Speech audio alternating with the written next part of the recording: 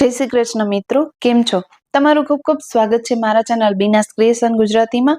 આજે હું તમારા સાથે શેર કરીશ મકાઈની કુદરતી મીઠાશ જળવાઈ રહે તે રીતે બાફવાની રીત। તો એકદમ યુનિક રીતે આજે આપણે મકાઈને બાફીશું।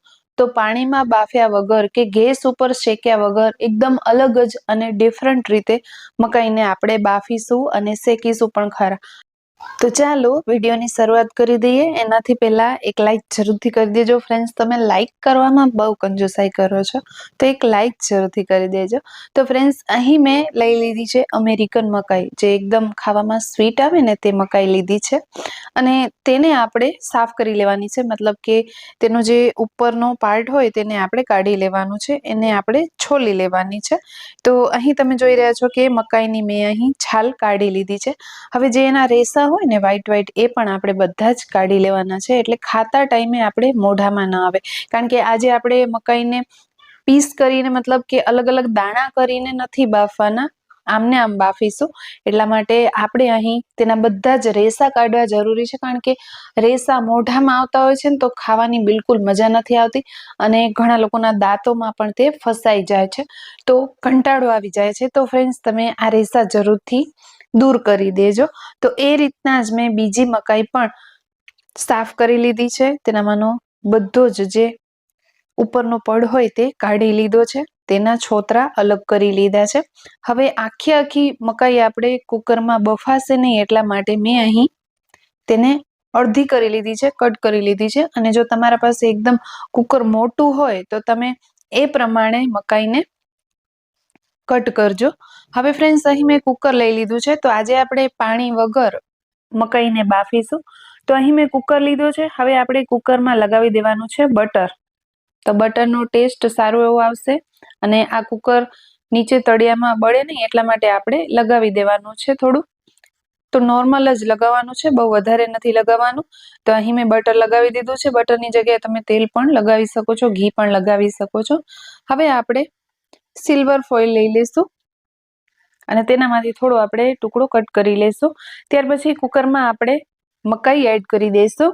જો તમને મકાઈને પાણીથી વોશ કરવી હોય તો કરી શકો છો। મેં પ્રોપર રીતે તેને કપડાથી સાફ કરી લીધી છે, એટલે હું તેને પાણીથી નથી ધોઈ રહી। હવે એ મકાઈને મેં કુકરમાં ઉમેરી દીધી છે, અને હવે આપણે ઉપરથી સિલ્વર ફોઇલ એડ કરી દઈશું કુકરમાં। તો નીચેથી મેં નથી કર્યું બિલકુલ, પણ ઉપરથી જ ખાલી મેં સિલ્વર ફોઇલ એડ કરી દીધું છે। અને જો તમારા પાસે એ ન હોય તો અહીં તપેલીમાં પાણી લઈ લેવાનું, અને ત્યાર પછી એક જાડું કપડું લઈ લેવાનું, નેપકિન લઈ લેવાનું, તેને આપણે પાણીમાં પલાળી દઈશું, અને ત્યાર પછી આ રીતના ક્વીઝ કરી લઈશું, થોડું નીચોડી દઈશું તેને। એકદમ કોરું નથી કરી મૂકવાનું, થોડું નોર્મલી તેને નીચોડી લેવાનું છે। ત્યાર પછી એ નેપકિનને આપણે આ રીતના કુકર ઉપર ઢાંકી દઈશું। તો જો તમારા પાસે સિલ્વર ફોઇલ ના હોય તો તમે આવી રીતના મકાઈને બાફી શકો છો। તો અહીં ભીનું કપડું કરીને આપણે કુકરનું ઢાંકણ ઢાંકીશું, અને સીટી નહીં લગાવી અત્યારે। હવે આપણે અહીં ઢાંકણ ઢાંકી દીધું છે, તેને આપણે હાઈ ગેસની ફ્લેમ ઉપર મૂકી દીધું છે કુકરને।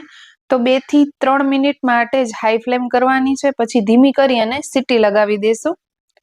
અને તમને ઘડિયાળનો કાંટો જોઈ લેવાનું, ફક્ત 10 મિનિટ કે વધીને 15 મિનિટ સુધી સ્લો ફ્લેમ ઉપર આપણે કુકરને ગેસ ઉપર મૂકવાનો છે, અને ત્યાર પછી આપણે તેને નીચે ઉતારી લેશું। કુકરમાં આપણે સીટી લગાવીએ એટલે તેનામાં અંદર વરાળનો ભાગ હોય છે, તો એ જાતે જ પોતાની રીતે જ્યારે ઠંડુ પડે, બધી વરાળ નીકળી જાય ને, ત્યારે જ આપણે કુકરને ખોલવાનું છે।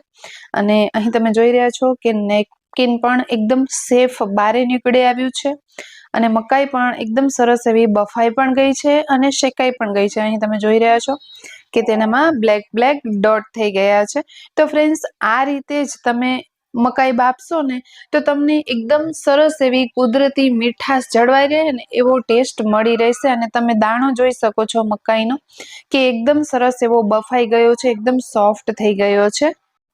હવે સરસ એકદમ ચટાકેદાર મસાલો રેડી કરીશું। તો જેના માટે મેં અહીં લઈ લીધો છે મીઠું અને થોડું કાશ્મીરી લાલ મરચું, ત્યાર પછી ચાટ મસાલો લીધો છે। તમે મરીનો પાવડર પણ ઉમેરી શકો આની સાથે।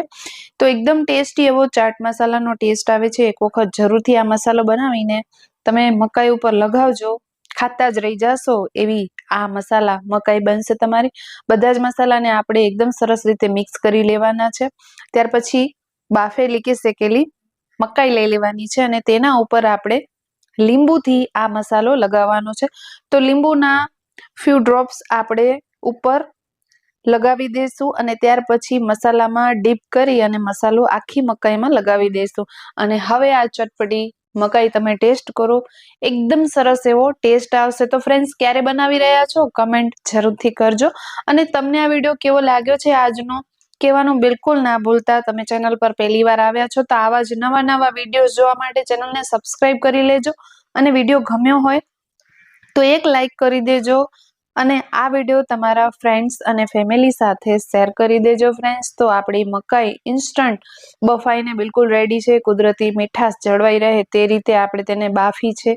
એકદમ સરસ એવો તેનો ટેસ્ટ આવે છે. તમે પણ ટ્રાય કરો મારી આ રેસીપી. ફરી મળીશું આપણે ફ્રેન્ડ્સ આવા જ નવા વિડીયો સાથે. ત્યાં સુધી આવજો બધા. જય શ્રી કૃષ્ણ.